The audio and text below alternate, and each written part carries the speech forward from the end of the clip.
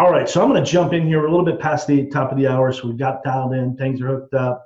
Make sure we got the recording going, so we got that going. So perfect, perfect, perfect. Check, check, check. All right, so I want to jump into, 10 years ago, I started getting involved in non-performing notes. And one of the things that I learned very early on, especially in the area of non-performing notes, is that a lot of non-performing notes come with vacant properties. And when we were buying, and we're actually buying again, large portfolios, we're seeing a substantial number of non-performing notes that are on vacant properties, or I say extended defaults as a whole. And back in the day, we didn't really know what to do with these things because we weren't really in the business of fixing and flipping, and we weren't in the business of, carrying the paper and doing all those things. That was not our model. It doesn't mean there wasn't money in that model. As a matter of fact, we've proven that there is time and time and time again. But it requires focus and it requires effort to run that model as a whole. So over the years, we have introduced to people over and over and over again an opportunity to grab up deals that nobody else is looking at, nobody else is paying attention to, nobody else knows anything about, because it's not what I would consider to be necessarily low-hanging fruit, meaning that you've got to put a little bit of effort into it, and it does take a little bit of time. But if you're willing to put in a little bit of effort and allow time to, take place, the opportunity for upside potential is huge, whether you're a note investor or whether you're a, soon-to-be note investor who really just wants the brick and mortar real estate that is on the flip side of that. Meaning that oftentimes people get involved in the brick and mortar business because they can go out and they can buy REOs. And they can buy REOs and they can fix them up and they can sell them, or they can buy wholesale properties and they can fix them up and sell them, or they can fix them up and keep them. All of which are very proven successful models. But in today's economy, there's a shortage of that. There is a lot of that product has been purchased up over the years, and the banks have gone through multiple foreclosures, and the REO portfolio is drying up nationwide. And then you got home values that are going up nationwide. So home values are increasing, REOs are drying up. So the old methodology of going out and buying real estate via MLS or Zillow or Craigslist and things of that nature are becoming much more competitive, meaning that there's just more people looking into that area to acquire deals.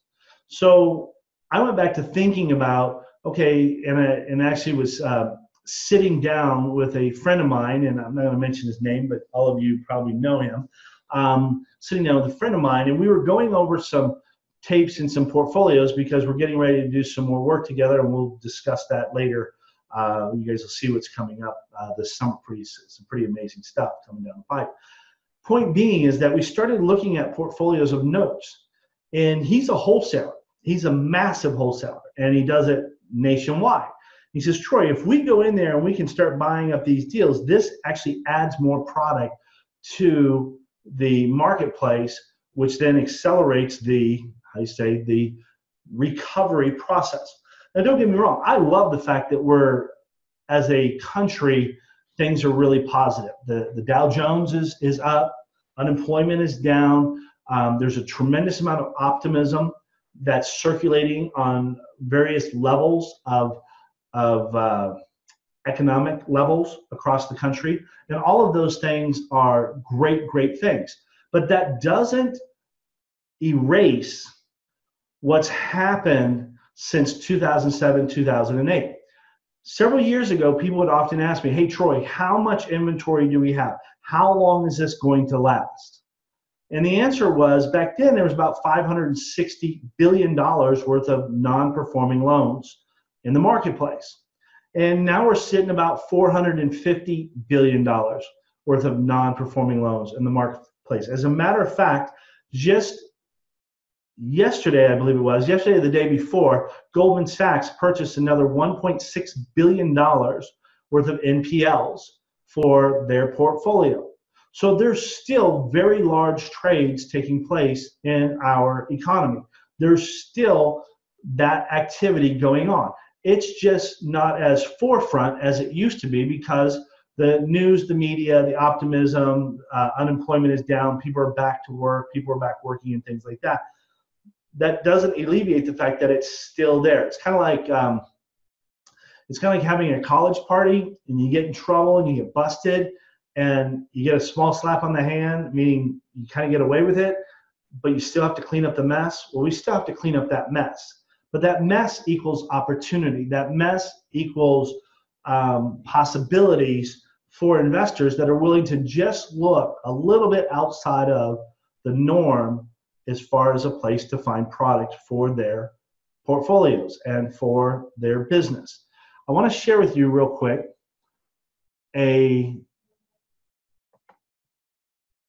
where is it at? Dun, dun, dun, dun, dun. Dun, dun, dun, dun, dun, dun. I want to share with you, where did it go?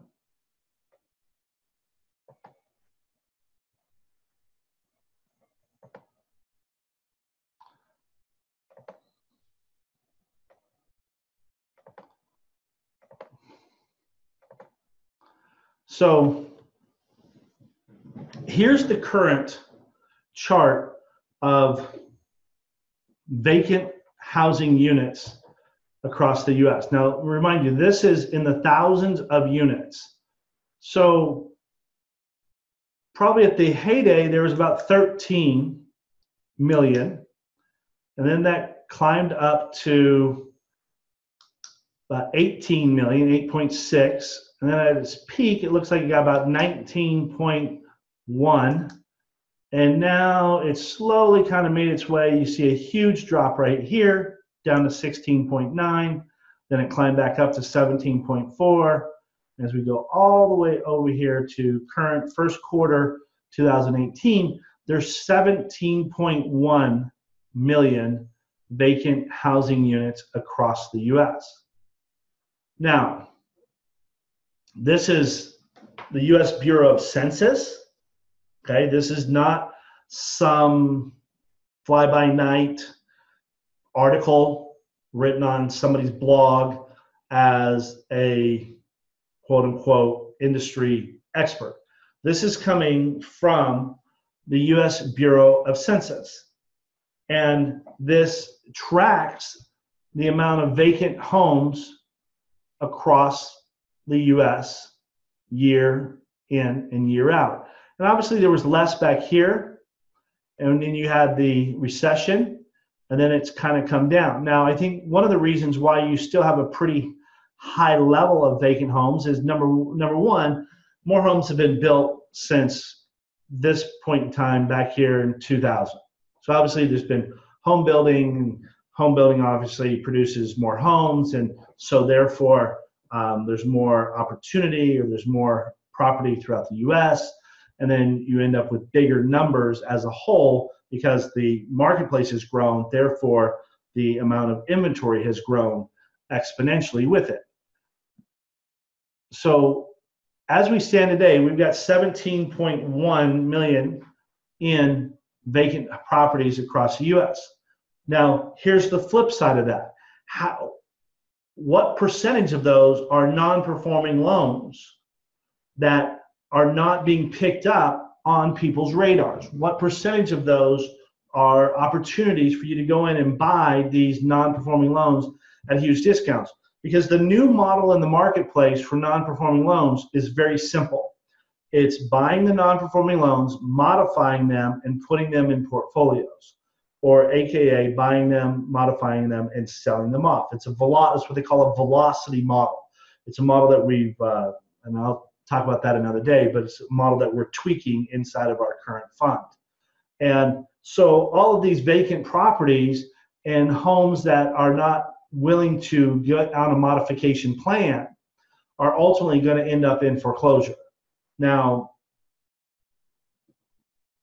I have mixed emotions about that for a lot of reasons, but at some point as an investor, you have to make a really hard-nosed decision on what to do with an investment at the end of the day.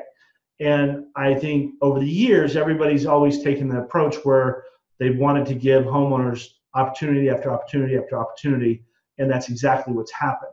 And some homeowners have taken up and grabbed onto those opportunities and have gotten their financial situation back on track. And then some homeowners haven't, and they've actually vacated the property where they've gone on to move on down the road, which ultimately creates what they call zombie foreclosures and things of that nature. So the fact that people are still doing that, but it's maybe not mainstream media or the real estate magazines aren't talking about it, doesn't mean that the problem cured itself and that the problem went away. It means that it's just not being talked about anymore, which means it's not drawing the attention of the masses, which means that it's not drawing the attention of competition. It's actually less competition, which means that that product in a vacant NPL state is still very inexpensive product to purchase. Why? Because there's no chance to modify it at the end of the day. And it typically comes with additional expenses like repairs, upgrades, things of that nature. And capital funding partners and fund managers and investor groups, large investor groups, that's not their model. They don't want to mess with that because that's a cog in their wheel, for lack of better words, and therefore it slows up their success and their scalability, which creates problems for their capital, which creates problems for deployment, securitization, so on and so on and so on. So this is a niche within a niche that provides tremendous opportunity for investors like yourselves that are looking to add half a dozen to a dozen properties per year to your portfolio. You could certainly add more than that, but I'm just using that as a realistic number at the end of the day. Here's the U.S. foreclosure activity. Somebody said the other day, oh, foreclosure activity's down, down, down. Okay. I would agree with you on that, and I do, because it is less than it used to be.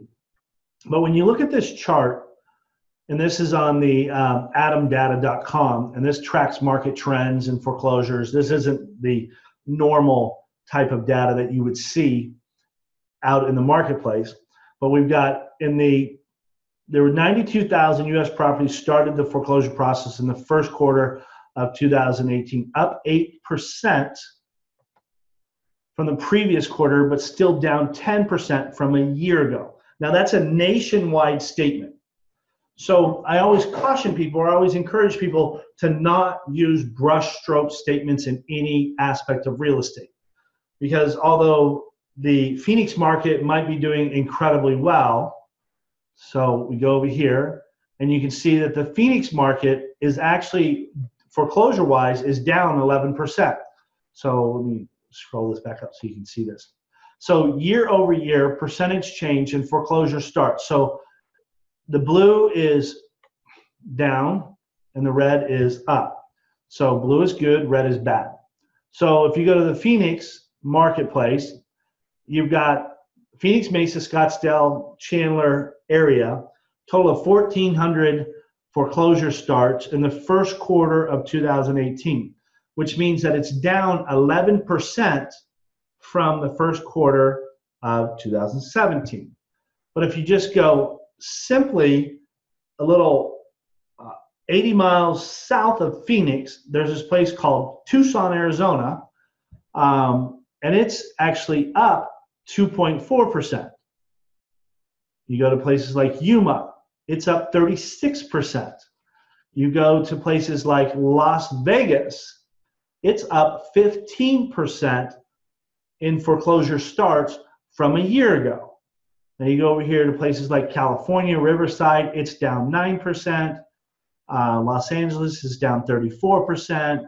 But then you start going up into Northern California, like into Fresno, it's up just barely over, looks like 0.3%. And then you go up to Sacramento, major part of California, and it's up 5.9%.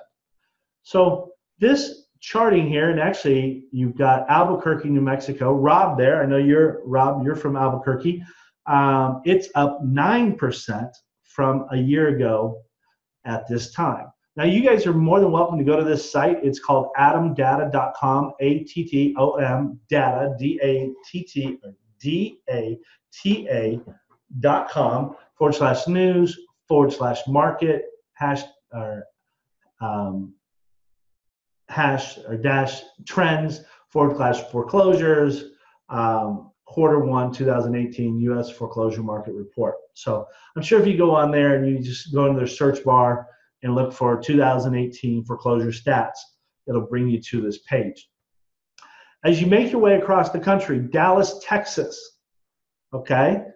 Dallas, Texas foreclosures are up 20% from the first quarter of 2017. Go to Oklahoma City, Oklahoma, it's up 22%. You go to San Antonio, it's up 17%. You go to El Paso, it's up 29%. Let me see, what else? Houston, now Houston is down. Houston's down 33%. So as you make your way, you got areas of Florida doing really well. Florida's doing good, that's a positive thing. But then you get up here in the Carolinas, you've got a number of places like Charlotte's up 12%. You've got Columbia, South Carolina, 13%. You've got Charleston, North Charleston, South Carolina. You've got 9%.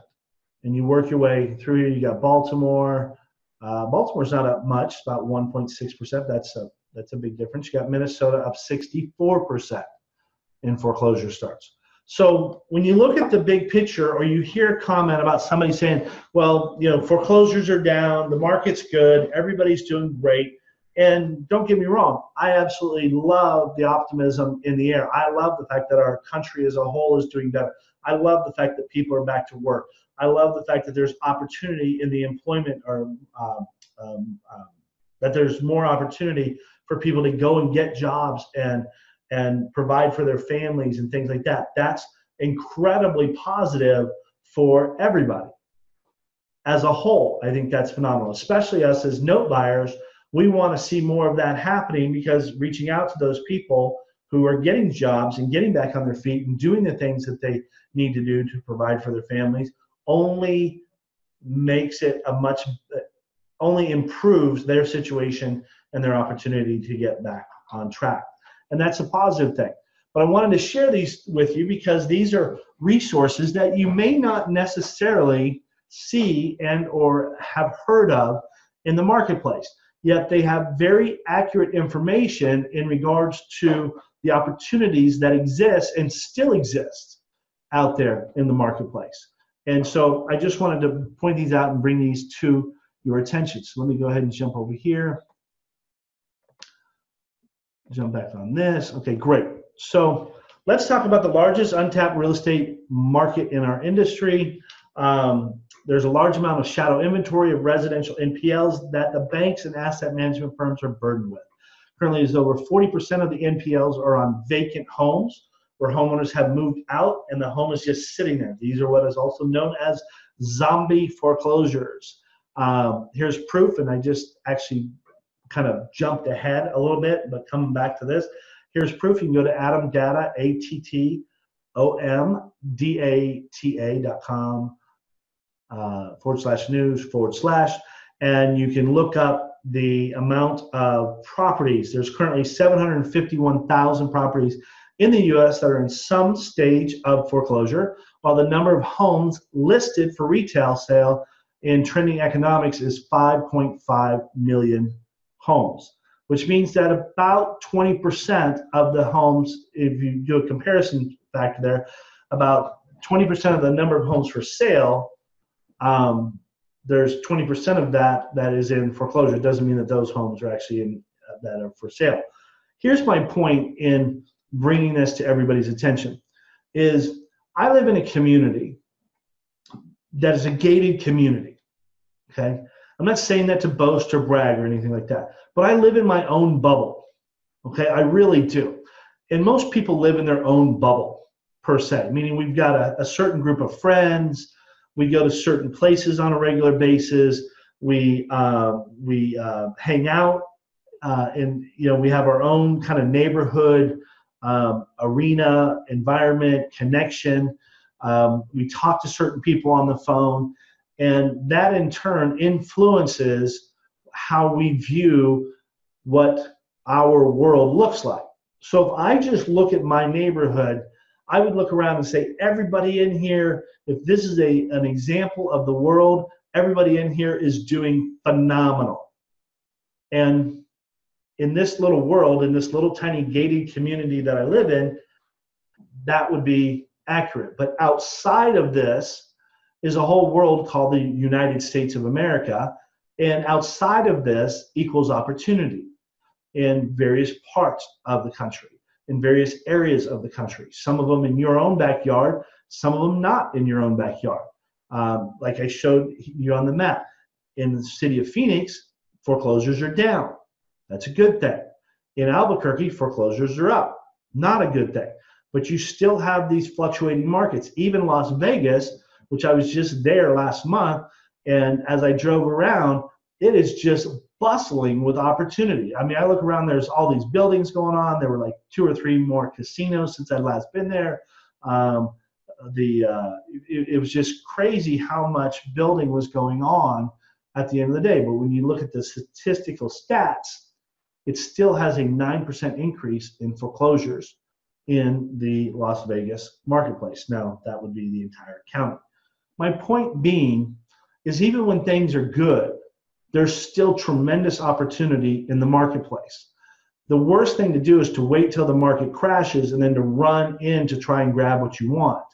That means everybody else is doing the same thing. When everybody dissipates, which is people are moving on to other things, that leaves a tremendous opportunity which is unchallenged by other people, meaning that you don't have, how do I like to say, a lot of newbies running into the building trying to get their hands on some opportunity that may or may not be consistent to what they're trying to accomplish.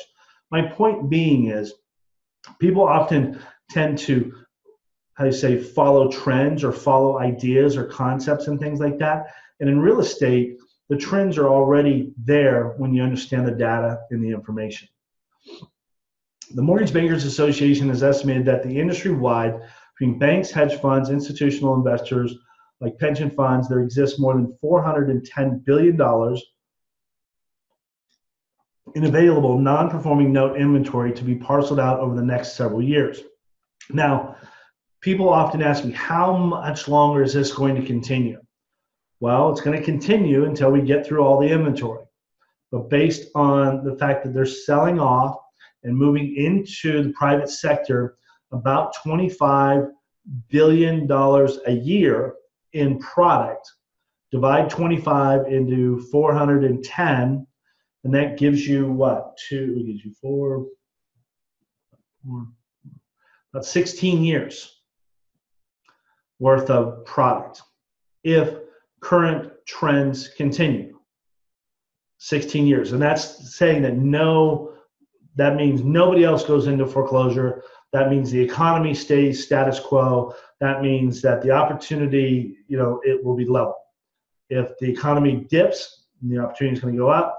If the economy goes up, then the opportunity will stay the same, because we still have to get through that at the end of the day, which makes the opportunity larger than any other segment in the real estate investing market industry.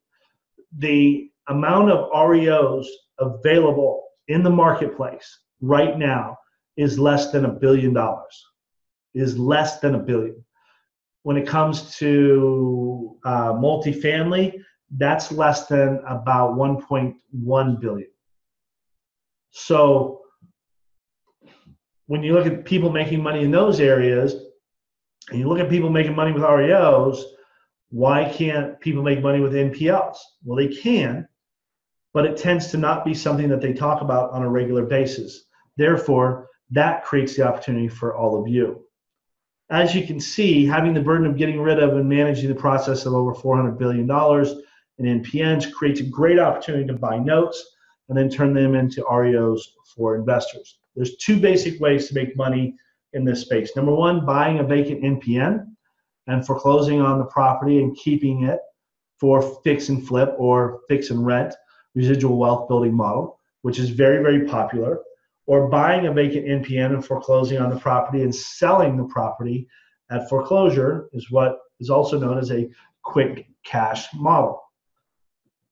Why would you purchase an NPN just to keep the property? Well, keeping the property is a great way for investors to acquire homes, especially with the downturn in opportunity in the REO space at much lower prices. They can rehab and then sell the home at a greater profit, add value to the property, or add it into their rental portfolio.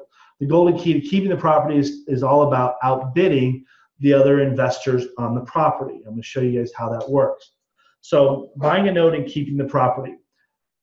So if you were to buy a note this is an example, and I'll show you some more stuff here in a minute, but this is the example. So you got a $100,000 balance. The current market value of the house is $85,000. You purchased the note for $35,000, holding and legal costs around $3,000. Rehab costs about $35,000.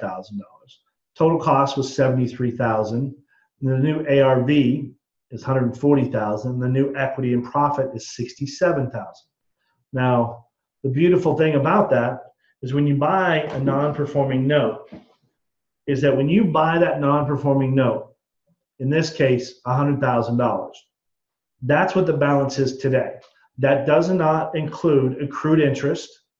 It does not include back taxes. It does not include title work or BPOs or any other additional legal fees that have happened during the life of that loan that you will ultimately inherit when you buy that loan. That additional costs and expenses were paid for by other people, but you get the benefit of collecting upon that if in fact you're able to at the sheriff's sale. So point being, if I'm looking at this particular deal and I buy this note and I pay $35,000 for it, but the accrued balance, which is, say they haven't paid for 2 years, so that might be $20,000 worth of accrued interest. They've got some late fees. There was some title work. There were some BPOs. There were some legal fees. Let's just say all of those fees added up to, say, $130,000. I paid $35,000 for this. The property in as-is condition is worth $85,000. When I take it to the sheriff's sale, I'm going to list the sales price or the starting bid price at $130,000. Why am I doing that? Well, because I want to keep the deal for myself. I want to hold on to this deal. Even though I paid $35,000, I'm going to add up all of those accrued interest costs, all of those accrued legal costs and everything else, and I'm going to add that to the $100,000 unpaid principal balance, which the starting opening bid will be $130,000.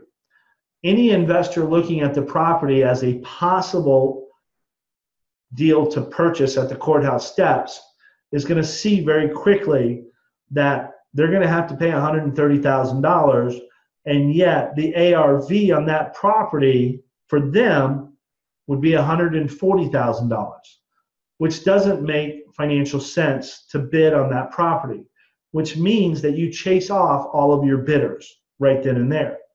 And that's exactly what you want to do because you want the property for yourself.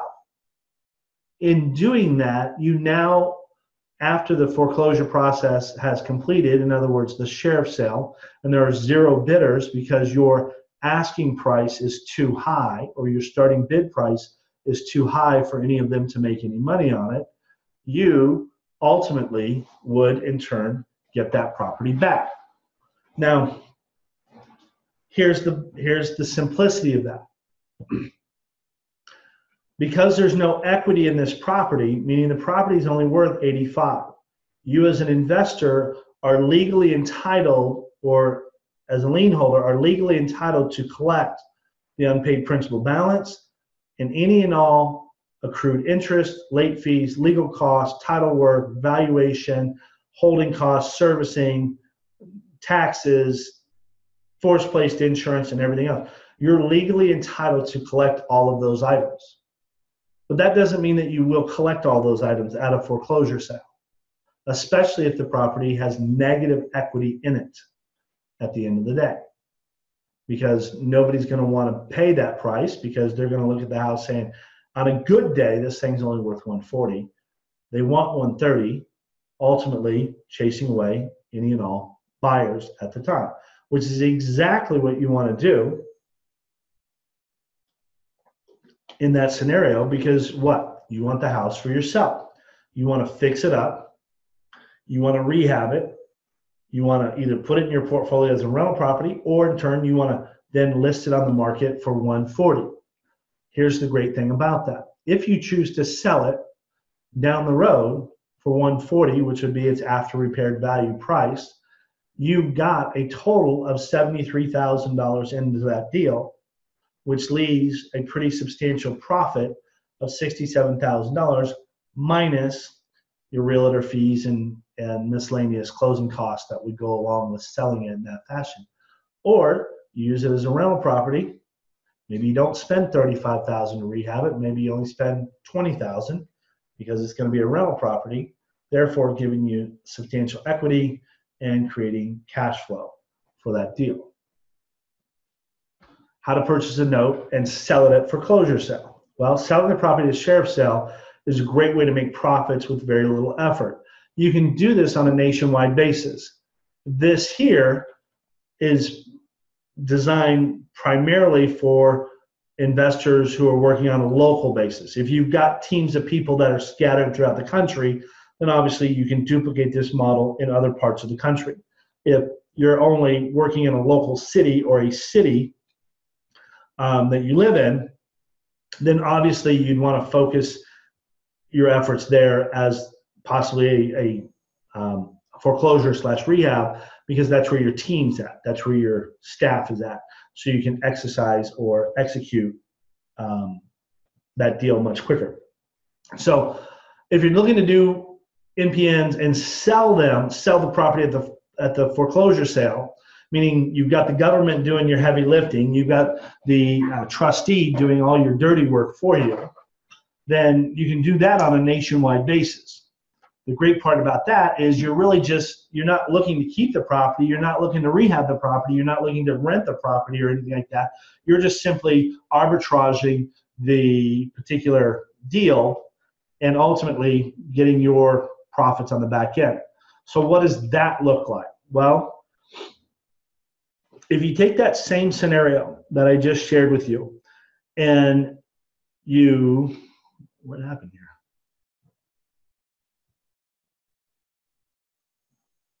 I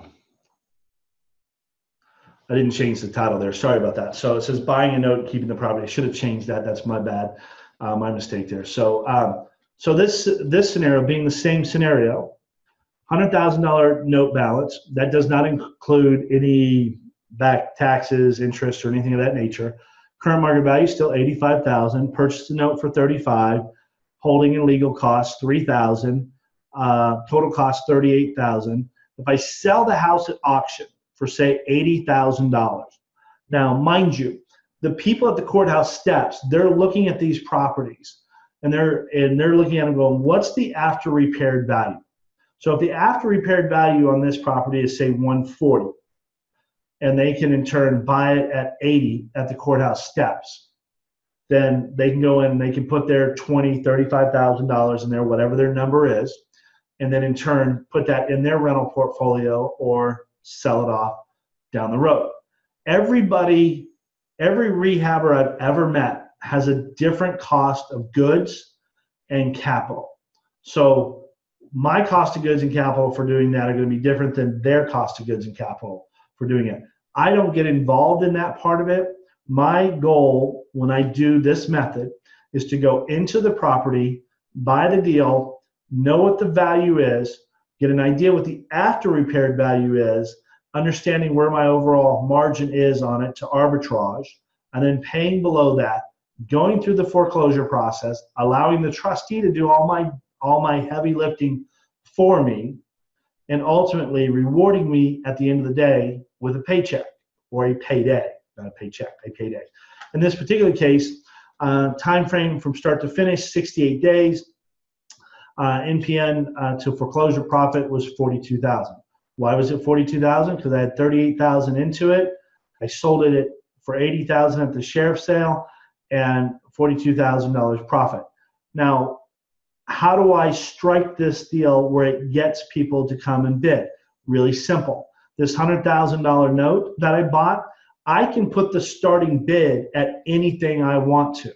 When you're the lien holder, you're the lien holder on the property. You can start your bid at whatever you want it to be. So I'm not looking. This is a negative equity deal. This is a negative equity property. There's not going to be any refunds back to the prior owner. So I'm not going to be able to go out and recover. I'm not going to waste my time chasing that previous homeowner down for any deficiency judgment or anything of that nature. That's not my model. That's a huge waste of time in the marketplace, because attorneys want a $5,000 retainer to go recover $10,000 out of somebody who couldn't make a $700 payment. Doesn't make any sense. Point being is that you go out there, you set your starting bid on something like this. You probably set a starting bid at $60,000. Why would I set it there? Because I want people to come in and bid the deal. I want people to come in and start buying and bidding and competing against each other. You guys know as well as I do, because you've seen plenty of shows, you've been around the industry long enough, that people sitting on the courthouse steps going to these foreclosure auctions, they're hungry, there's a lack of product in the marketplace, and they want deals. And if they can make money on a deal, and they know that they can, meaning that if the price is right to buy it, they can add their cost or their value to it, meaning the upgrades to it, and then sell it on the back end, they're going to buy that property. And that's what you want. You basically want a bidding war at the courthouse steps and let the trustee do the work for you. As you can see by the two examples, Courthouse Profits is truly one of the most profitable ways to make money in today's real estate market. Let's look at a real-time trade and see how profitable this side of the business can be for investors. So here's a deal that I did here in Phoenix. As you can see, not a very attractive house. Now, that's a good thing, because some people see the value in that, some people don't. What I saw the value in was going in and buying the note. So I bought this first lien note here in Phoenix, Arizona. I purchased the deal on October 15, started foreclosure ASAP. In the state of Arizona, it's 120 days to 150-day foreclosure process, depending upon where you start. Because the house is vacant, you can see it's vacant because there's like plywood on the windows. You're not going to have anybody contesting the foreclosure on any level, because they're not technically losing their home. They've already abandoned their home. So you're not going to see that end up in a kind of a contested model, which streamlines the process. I picked up the deal for $14,210 from one of the lists that I shared with my students. I finished the foreclosure in 127 days, which is state standard. Received my profits on March 3rd, 2017. Total cost of the deal was $14,200. Legal cost was $2,800. Back taxes, which I had to pay on the deal, was $31.89. I actually paid back taxes as well as current taxes on the property because I bought the deal in October, and taxes are due in October and March in the state of Arizona. Total investment was $20,199. Sold it for $44,318.26. Profit on it was $24,119 with an ROI of 119%. Here's a copy of the check. I actually did it in my family trust and picked up $44,318 check. So this is what we got from the title company that handled the deal for us. Actually, they were the trustees on the deal. So as you can see, they don't have to be pretty houses. They don't have to be houses that are huge. They don't have to be houses that are amazing. They just have to be opportunities that our industry, meaning the fix and flip, the rehabbers, the guys and gals out there revamping neighborhoods, which, by the way, I love these people because they're doing an amazing job in, how you say, revitalizing neighborhoods, getting neighborhoods back on track, doing things, making the neighborhoods safer, cleaner. Those are amazing resources and tools. That's something I'm not willing to do. It doesn't mean that I don't think it has value. It's just not something that I do on a normal basis. But I know a lot of you do, and my hat's off to each and every one of you as a whole. So let's look at a quick tape here. I'm trying to cruise through this because we've got a lot to cover. So this particular tape came in earlier this year, or a couple months ago actually, and you can see where property values are all over the place. You know, like here's property value at $30,000, the unpaid principal balance $144, $142 on balance, $46,000 on value, $41,000 on value, $133 on balance, $106 on balance, $29,000 on value. So as you can see that just because somebody writes an article that property values are going up and this is going up here and this is happening over here, and those are good things, but when you really get down to the granular aspect of the article or a article of any kind of that nature, it's usually talking about pockets of the country, which is great. Don't get me wrong. I love the fact that good things are happening. At the same time, that doesn't erase the fact that there are other parts of the country that's just not happening in at the end of the day. And so that is where we as investors have to think outside of the box. We have to look at different areas of the country to do business in, to not only keep our businesses going, but also to grow our businesses exponentially at the end of the day. So I've highlighted two deals here, and I want to profile this one particular deal. Now, why do I do this? Well, simply, we got estimated value at 45. The principal balance was 69. And if you go over here, the new unpaid principal balance on this $69,000 note is $166,000, meaning that the legal balance, the legal collectible balance on this loan is $166,000. There's no way on God's green earth anybody's going to collect $166,000 out of this property. It's just not going to happen. And why? How did they get to that? Well, you got 88 months that this house has been delinquent. So what we got there? 7 years, 8 years that nobody's made any payments on this thing. The last payment here, due date was next due date is 2010. So you got 8 years of no payments on this house at the end of the day. That's a huge amount of interest, late fees, property taxes, and everything else. And all of that is, I say, challenging for a homeowner to wrap their head around. Not to mention to go in and modify this loan. You know, yes, you could modify it at this $69,000 balance. You could roll it all the way back to that and forgive all that other debt. But are they going to be able to jump back on track at $69,000? And that's something that has to be addressed. On top of that, most of the time, what we're seeing is anything past about 5 years worth of non-payments are typically vacant properties. People have abandoned the properties. They've had life changes. They have life-altering changes, or they've abandoned it and they moved on, and ultimately the house sits there in a state of disrepair or not being addressed. So when I take these numbers and I plug them into my asset calculation, and I look at the unpaid principal balance, so I've got that plugged in right here at $69,000. Below it, I've got seller BPO or seller value, whatever you want to call it, at $45,000. If I sell it at 70% of value, I should be able to sell it and receive $31,000. Purchase price on this is actually 30% of value, okay, 30% of value, or 20% of UPB on this particular deal, which means our acquired price on this is $13,854. So as I go through this and I start looking at, okay, what are my costs? So I got a doc prep fee, in other words, assignment, allonge, $100. My legal fee in Georgia, which is where this property is located at, Atlanta, Georgia, is $1,500 for foreclosure. Taxes I estimated at $1,000 because I haven't done the due diligence on this. I don't know what the taxes are, and that won't come out as an accurate number until due diligence is done. Underwriting, $500. What's in the $500? O&E report, BPO, site visit maybe.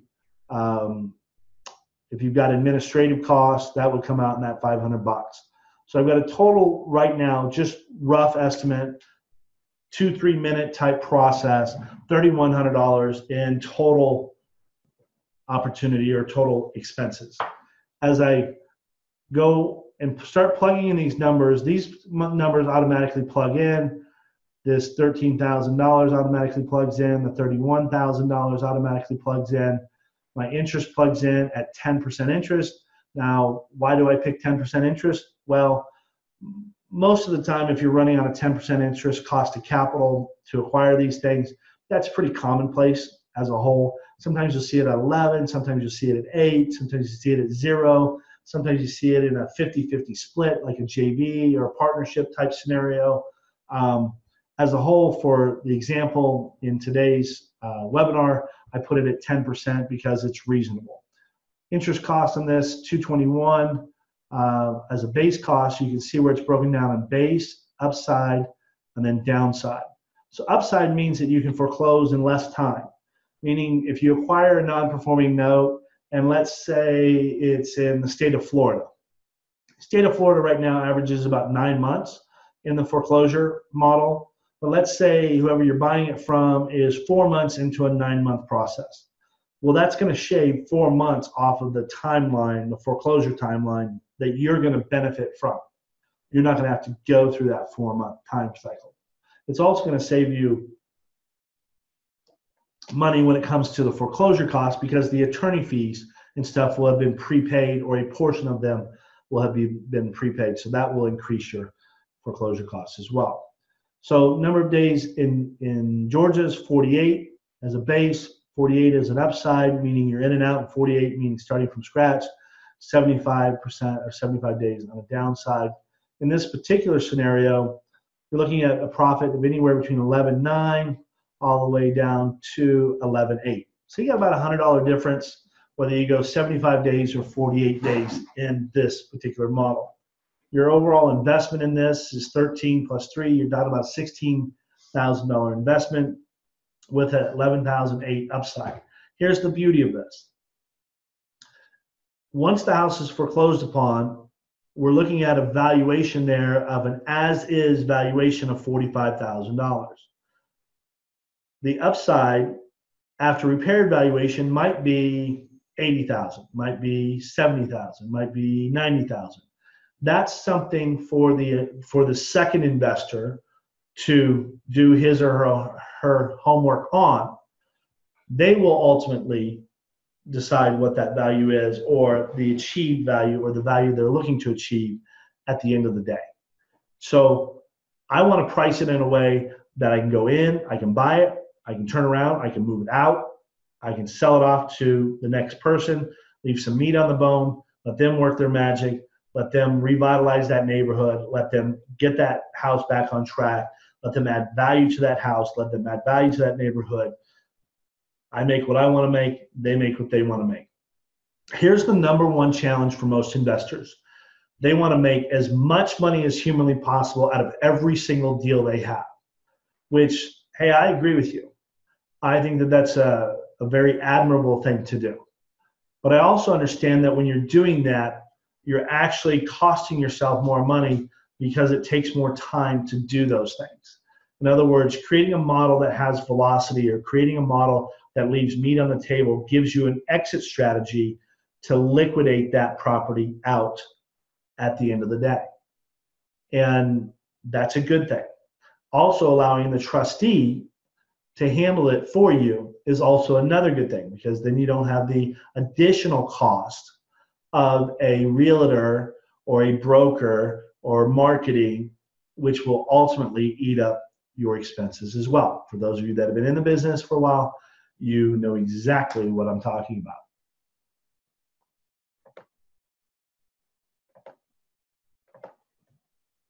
So, make sure we're here. Perfect. Okay.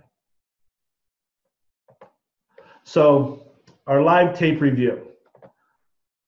Here's some testimonials of people that we've shared this with in the past. Just finished my foreclosing my first NPN, sold off at the sheriff's sale like you showed me.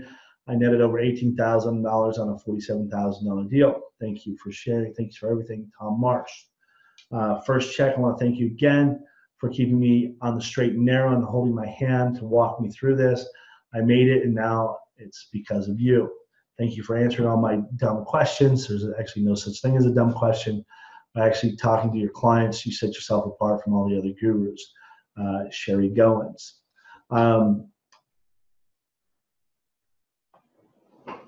Courthouse Profits is a training that consists of 5 brand new on-demand webinars. So this is an entirely new training. It's something that I've been working on all week. Actually, I've been working on it for about a month and a half as a whole. And it's taking on a different approach to our industry and capitalizing on things and areas and places in the industry that nobody else is paying attention to. And that's a good thing. When nobody else is looking and you see an opportunity and you go in and grab it, that becomes your upside potential, that becomes your payday, and somebody else's loss. So it becomes your gain, their loss. So Courthouse Profits is a training that consists of 5 brand new on-demand webinars. In addition to the on-demand webinars, I'm going to be doing an entire month's worth of coaching where we are getting together every Wednesday and we are going through analyzing deals, marketing, looking for deals, breaking down deals, so that you're constantly building up your level of knowledge and diving into the opportunities that exist in this space. Here's the thing that I love about this particular niche in this industry. Nobody wants to mess with it. Nobody is focusing in on it. Wall Street has decided that they're going to go the route of they want $250,000 homes and above. They want deals that they can put back on track very quickly. They don't want to mess with vacant properties. They don't want to mess with long-term delinquencies on properties. They don't want to mess with rehabbing properties. They don't want to mess with revitalizing neighborhoods and communities. They don't want to mess with any of that stuff. Now, I use the word mess because that's the way they view it. But those of us that are at a street level, like you and me, we look at it as massive opportunity because those are things that they're throwing out, which means that we can pick up. So I would say one man's trash is another man's treasure. That's exactly what we're dealing with here in a space that has over 17 million vacant properties across the country. So when you start looking at that and you see that the amount of inventory is what it is, $410 billion in opportunity, then that only expands the opportunity for you. So I've created 5 brand new on-demand webinars backed by an entire month's worth of weekly coaching for everybody. Our Module 1 webinar is Building Your Plan. I'm going to provide each student with their very own success blueprint that outlines how to completely attack and succeed in this side of the industry. This is not a general overview. Okay? It's not a general overview. It's a step-by-step plan to go out and find and fund deals and sell deals for profit. Now, I'm a huge, if any of you have ever been around with me for any length of time, I'm very much an educator that teaches you how to do things on your own. I believe if you teach a man to fish, he'll be able to provide for himself for a lifetime. Now, that doesn't mean that I won't give hand-ups along the way, but more importantly, the goal for me is to help you to learn how to do this on your own. Why? Because then you can do as much of it as you want or as little of it as you want on your own accord. In other words, you have your own business. It's literally your business, your opportunity. And that's how I approach things. So in module 2, I'll outline step by step how to reach out to sellers, okay? And I'll share with you, with each student, 12 newly created powerful emails and newly revised scripts that will move you to the top of each seller's list. Here's the simplicity of it. Sellers on a regular basis are not able to sell this type of product to the open market. Why? Because people in the open market aren't looking for this anymore. The big buyers, meaning the guys that are deploying, $5, 10, 15, $20 million at a pop, they're not looking for this type of product. What they're looking for are properties, owner-occupied properties, non-performing loans, 36 months or less in delinquency, ideally $150,000 and above. That's what they're looking for. And that's okay.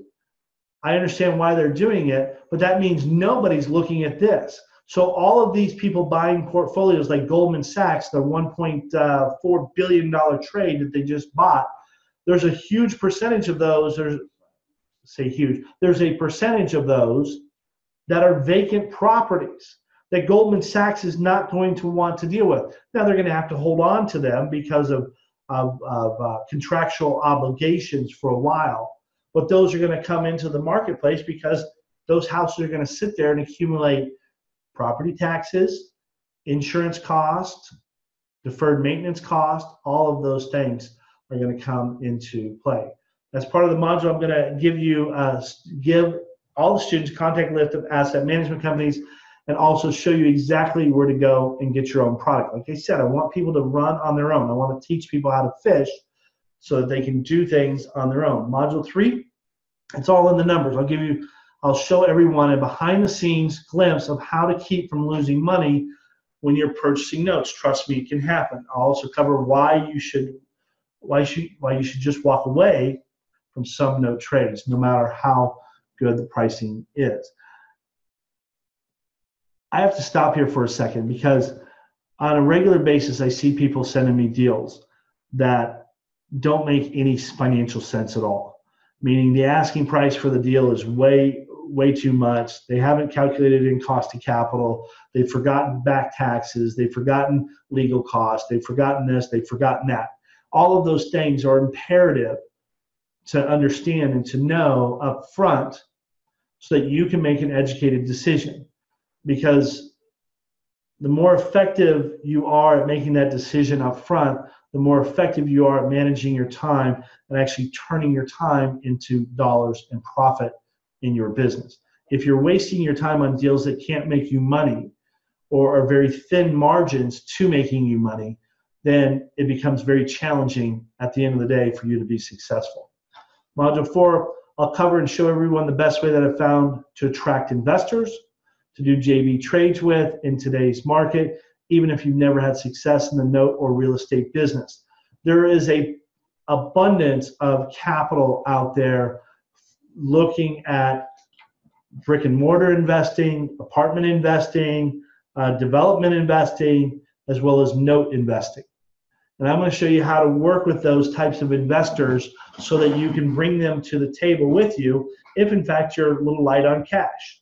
I'm going to provide everyone with a list of investors that want to provide you with capital to purchase the notes with. I've also just added some banks to the list, banks that provide lines of credit for non-performing note investors. This way, if you want to go that route, you can certainly go that route. Module 5, in this module, I'll cover in detail how to get at least one note deal purchased within the next 30 days of completing the training. It's very important that if you're going to be in this business and invest in this training, that you apply the training and get the value out of the training.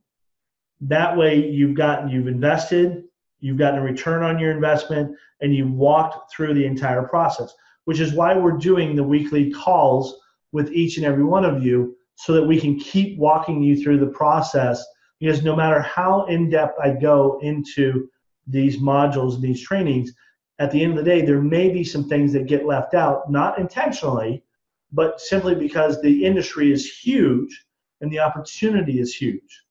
And so I'm going to give you what I call best practices in the space, in the model. And then outside of that, if things come your way or come my way that are outside of something that I've talked about, we can certainly jump in there and address that and make sure that that is covered so that you know exactly what to do. So here's some training bonuses. 1 month access to the Inner Circle family, a seller list of asset management contacts, a money list of over 75 nationwide investors, 365 days worth of email support, a nationwide list of servicing companies that will help manage the assets once you purchase it, okay? Because even though you purchase the note and you're going to go to foreclosure on the deal, you still have to have a servicing company that understands what you're doing and is licensed to do exactly that.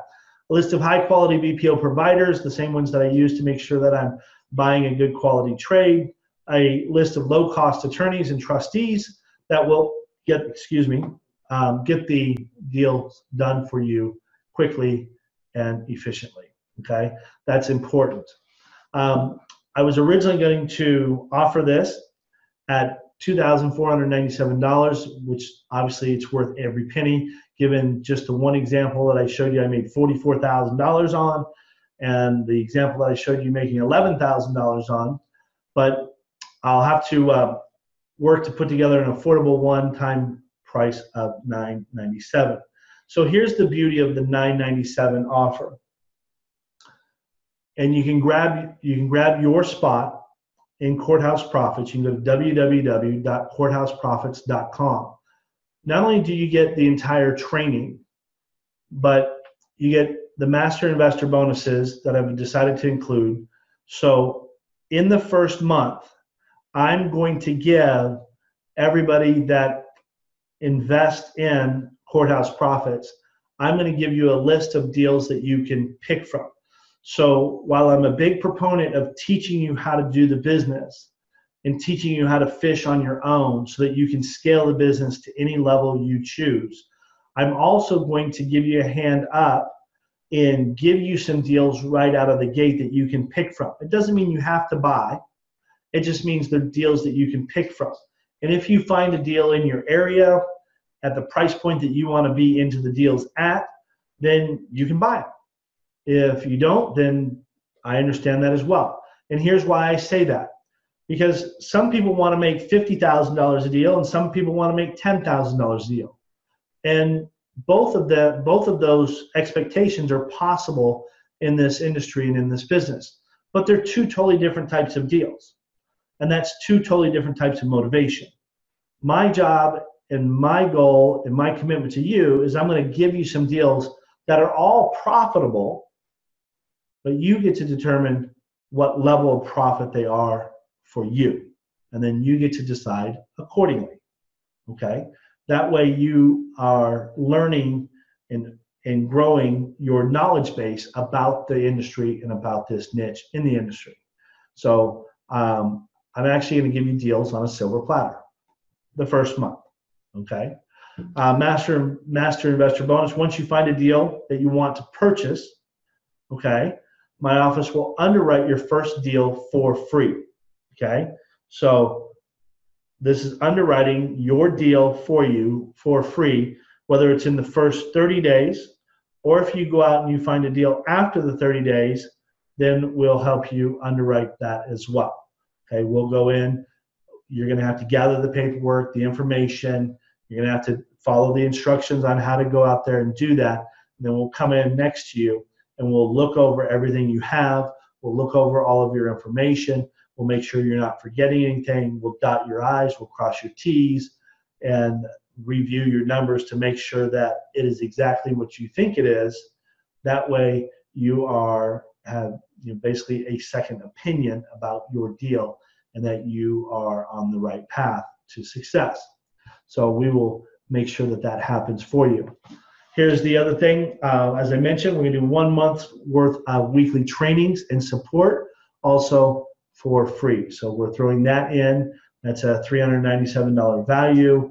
The underwriting of the deal, first deal, is a $500 value. Now, mind you, we're not going to incur any cost. We're not going to, we're not going to pay for your BPOs or O&E reports or anything like that. We're simply just going to put a set of eyes on it and review it with you, okay, so you can learn as well and make sure that we're dotting I's and crossing T's. And then the master investor bonus of all of the NPNs that we are going to make available for you in the first month for you to choose from. I have no idea what the value is, but I guarantee you it's more than $9.97. Okay, I guarantee you it's more than $9.97. So real quick, so you get 5 new on-demand webinars, a monthly access to our inner circle, which is additional weekly training, your proprietary software to build your business. So the same softwares that I use to dot my I's and cross my T's, make sure my numbers are in place. You'll have access to that. A list of NPNs to pick from in your first 30 days. A list of asset management contacts so that you can go out and start building your own network of sellers.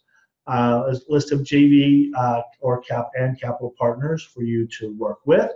List of servicing companies, which equals more deals.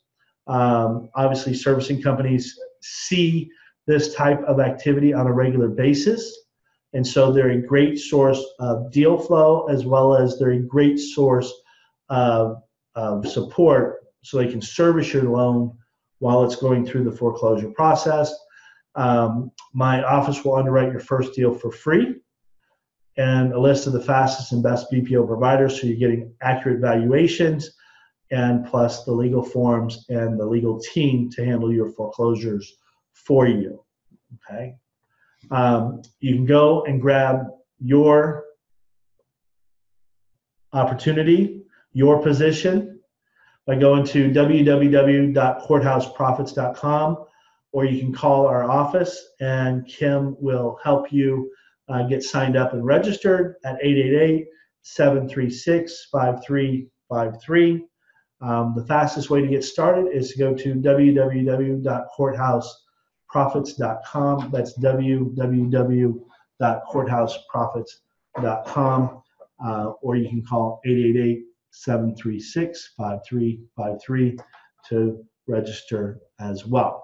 So real quick, I'll go back. So once again, you get the 5 new on-demand webinars. You get a month's worth of access and support, proprietary software to build your business. So the same things that I use to do my due diligence, the same things that I do to run my numbers on deals, single asset trade deals. You get a list of NPNs to pick from. You get 1 list free your first month. You get a list of asset management contacts, which equals more deals, more opportunity for yourself, especially if you're trying to just focus in a particular area. So if you're in, say, Florida, and you want to just buy deals in Florida, it's great to reach out to asset management companies in that Florida marketplace, because chances are that's where they're focused as well. So they're going to see things and they're going to have deals that may not be available to, say, an asset management company in Phoenix, Arizona. So that's the value of the asset management companies. List of JV capital partners, capital providers, and JV partners for you to team up with. List of servicing companies, obviously equals more deals. Servicing companies have a lot of deals, believe it or not. What they ultimately would do is they'll team up with a investor who will buy a portfolio. That investor will work through that portfolio, and oftentimes they end up with a half a dozen or a dozen deals that are vacant properties that they can't get rid of.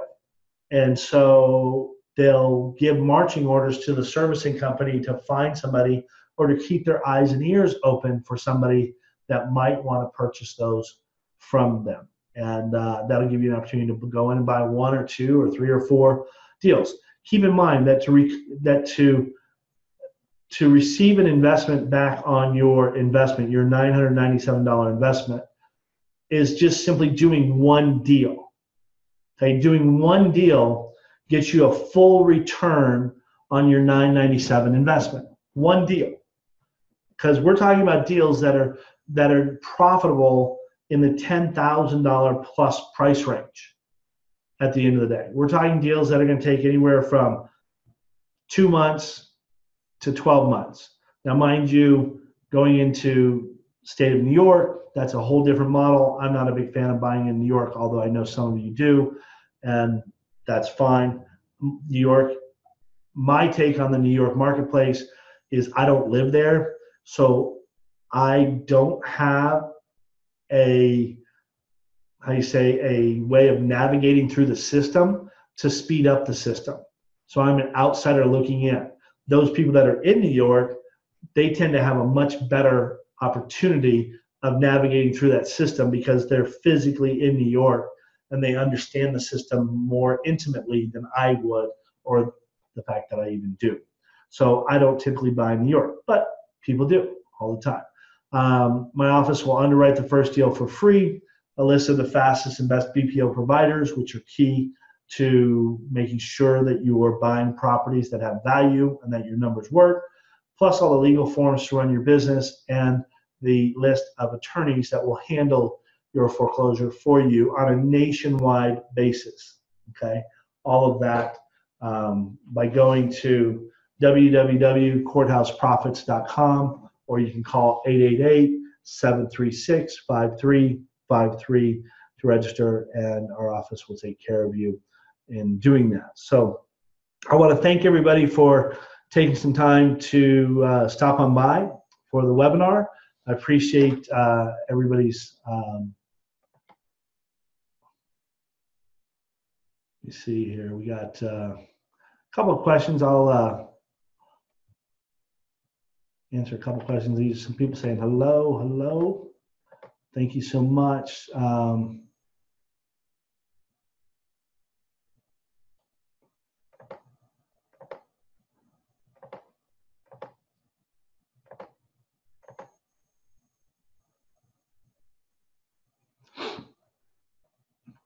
Quick question, why not set the price at $85,000 quick sale? Well, you still have to go through the foreclosure process. So at the end of the day, you still have to clear title in order for it to be an REO. And because you're buying the property, you're not buying the property, you're actually buying the lien on the property. In other words, you're buying the loan. So you've got to clear title in order to sell the property. You could potentially, if you wanted to, you could buy the NPL and you could turn around and sell the NPL and let somebody else go through the foreclosure process. If you had a buyer for that, you could certainly do that. Oh, I see. Okay. Kind of answered your own question there. How well does this work in states that have redemption periods after the sheriff's sale? It works just as well in those states. The redemption periods are different from state to state, as a matter of fact. And let me see, I can pull that up here real quick.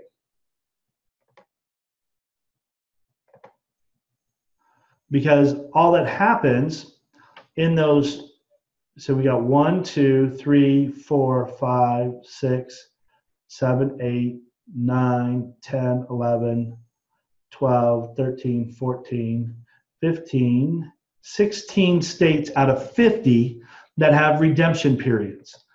Out of the 16 states, there's 1, 2, 3, 4, 5, 6, 7, 8, 9, 10, 11,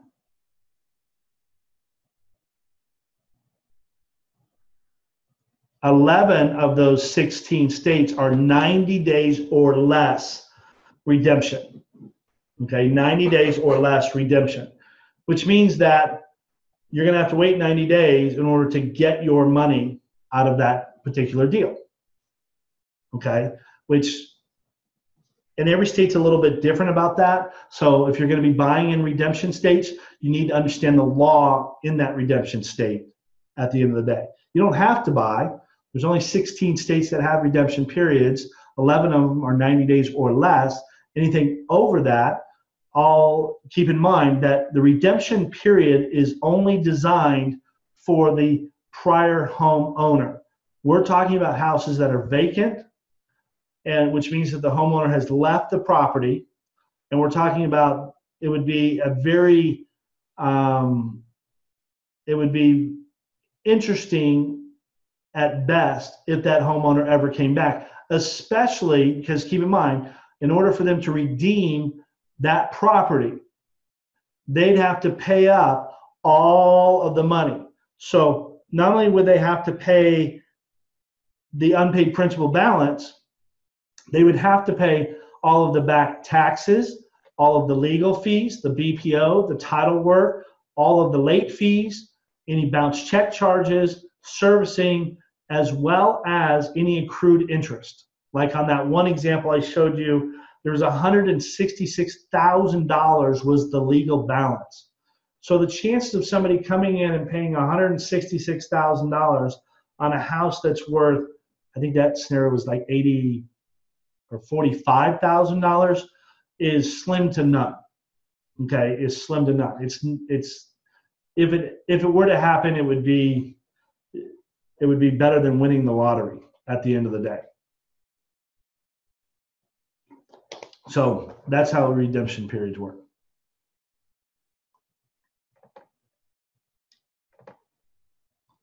Let's back up here. Just answer a couple more questions here. So this is a great deal. I'm in. Awesome, Rich. Looking forward to working with you. One of the webinars, the weekly calls are every Wednesday, but the webinars are being, we'll finish producing them here today, tomorrow, and the next day. So the next 2-3 days. So they'll all be completely done. Will a half payment be offered? That was not a discussion, but you can certainly call the office and talk to the office and go forward from there. Thanks, Troy. As always, great presentation. Thanks, Caesar. Appreciate you always. Could one maybe skip trace and get cash for keys if we want to get a deed in lieu? Absolutely. Absolutely. If you want to take and buy a non-performing note and go the route of skip tracing that particular home owner or prior homeowner and getting cash for keys and a deed in lieu, you can do that. But keep in mind, the only way a deed in lieu works on a property is if the lien that you own is the only lien on the property. Okay, everybody throws deed in lieu around like it's an answer for everything. The only way a deed in lieu works on a property is if the lien that you bought is the only lien on that property. Meaning, if I go in and I buy a first lien position note and I get a deed in lieu on that there's no second lien behind it, number one. There's no mechanics liens, there's no back taxes, there's no IRS liens, there's no child support liens, all of those other things. So in other words, it's got to be really, really clean title, which does happen, okay, which does happen. So I think it's a very valid question. I think it's a very powerful question, and I wanted to make sure we answer that. But that is an option. I personally don't see that happening a lot of the time, especially when you are dealing with houses that are, 3 to 6 years of no payments. People that are in that type of financial situation typically haven't paid property taxes. They haven't paid, they may have had a couple of judgments against them, unfortunately. They may have some IRS liens against them, unfortunately. And all of those things, or some of those things, or all of those things for that matter, may end up on the property title, which would force anybody who owns the first lien to go through the foreclosure process to notify all parties. Hence why we hire attorneys to say, here, handle this. And then they notify everybody and go forward. But hey, if the lien I buy is the only lien on the property and there's no other encumbrances on the property, then absolutely I would use a deed in lieu method to get title to the property. Absolutely, absolutely. It's it's a way of doing it. It's just not. It's a great way of doing it. Kentucky requires NLMS license to hold residential mortgages. Are most states this stringent? No. Kentucky is probably one of the strictest states on this as a whole. Georgia used to be like that, but they backed off of that a lot. Trying to think other. Those are really the top two that really kind of come to mind. Thanks. It would be great to talk to Ron. Ron, it's always great to talk to you, buddy. Talked about that, answered that. Rich Farrell, I paid. Thanks, Rich. Appreciate the love and support. Rob, I'm in. Thanks, Rob. Appreciate your love and support as well. Always enjoy working with both you gentlemen. What time Wednesdays are the webinars? The live webinars are 10 a.m. Wednesday mornings, but they are recorded. So they are recorded, and we will post them so you don't miss out. If you have questions in advance, you're more than welcome to shoot them over to me, or if you want to spend 10, 20 minutes on the phone going over a question that you might have, I'm more than happy to do that as well. Guys, we really want to see you guys knock the ball out of the park here. The opportunities are huge across this, industry, or across this opportunity. And I can't do it all myself. There's just no way on God's green earth I can do it. And I don't think all the people on this call could do it all themselves. It's just not possible, which to me means that it just makes more opportunity for everybody. In other words, there's more opportunity for everybody to go around. So are liens found in underwriting? Yes. The liens are found when you pull an O&E report, and that takes about 2 to 5 days to pull an O&E report, and costs right around $100. And that tells us exactly what we have on the property as a whole. Do most of your students purchase notes outside of the state/area they live in? Yeah, because that's what we teach.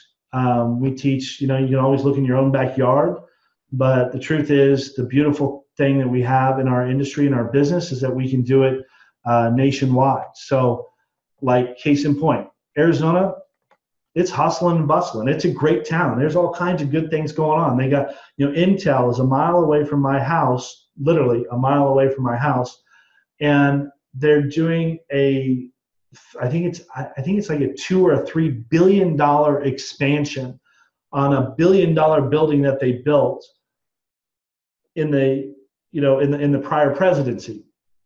And so when you drive by it, you see all these cranes and all kinds of stuff, and it's like, wow, this is like amazing and great. So for me to do this in the Arizona marketplace is probably not going to be something that we're going to do a lot of, meaning the Phoenix. But as I mentioned in the beginning of it, I could go down to Tucson, which is like 80 miles away from North Tucson's about 80 miles away, and I could buy deals down there and still be in my state, but not in my area, or Ohio, or Georgia, or wherever. In other words, the beautiful thing about what we do is that our business model is not dependent upon where I live or where you live. It's dependent upon where the opportunity lives. So going where the opportunity lives is what makes us much more viable and creates more opportunities for us. If I just simply focused on Chandler, Arizona, which is where I live, I wouldn't find very many opportunities of this nature. It just wouldn't, because the city it's on fire, and there's a lot of good things happening here, and that's something that I'm grateful for. But the truth is, my business gives me the opportunity to go outside of my area, which is what I've always loved about notes as a whole, buying performing notes and non-performing notes. I've always loved that part about it, is so I get to go where the opportunity is all the time. So go to www.courthouseprofits.com to grab your spot grab your copy of the training. And thank you guys so much. I don't even have anything more to say. I mean, I've run out of things to say.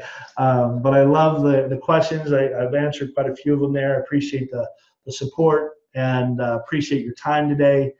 My wife told me to keep this to 45 minutes. I've now gone an hour and a half, which is twice as long as I should have been. But nonetheless, because the questions are great, we covered a lot of content and dove into a lot of different scenarios, and I wanted to just kind of deep dive into what this opportunity is. Hopefully you guys understand that and take away some nuggets for yourself, for your business, and that correlates to profit and profitability. So want to grab your copy of the training, go to www.courthouseprofits.com, or you can call into our office at 888-736-5353, or you can actually even email us at support@pinnacle-investments, and Kim will certainly address your questions that you may have. So that being said, have an amazing day. Have a great week. Take care. God bless. Bye now.